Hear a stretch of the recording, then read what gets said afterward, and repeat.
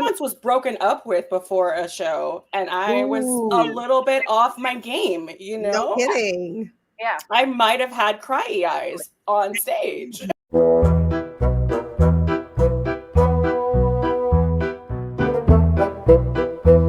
I'm so critical and hard on myself. And I think from my experience, a lot of people are, but predominantly women are super critical of themselves. Yes. And I remember I was in Sydney and I did this gig, and I remember, first of all, I'll never do that again. I will always make sure I adjust more jet lag.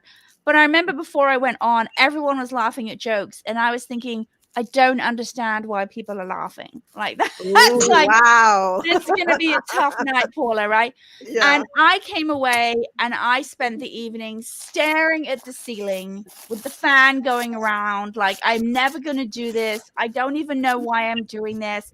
I felt like I literally disconnected the mic from the cord because I didn't get the message about the dodgy mic. And then because of my jet lag, I couldn't see where the prongs were, like, and I felt like when I got it done, that was the biggest cheer I got in the whole set. I actually put the mic back together. And the next day I went to a different gig and I was emceeing, and a chap was like, oh yeah, I saw you last night. And I was mortified. And I was like, oh, I'm so sorry. I came up with all these excuses, right? And he just looked at me and he was like, okay, I thought you were really funny. And if that's you bombing, then why are you not on Netflix already? Like, it was just a sweet way of saying, and me getting right sized. And that then gig, which I did that night, went great. And I think it's all of these things to be considered. But the biggest one here is our self-critique of ourselves. Sometimes you're not bombing. You're just not hitting 100%.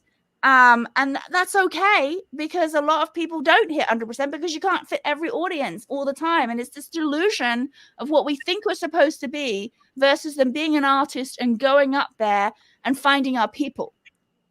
Yeah. And going back to Grace's analogy of dating, sometimes you need a restraining order. And, so I don't go to certain places.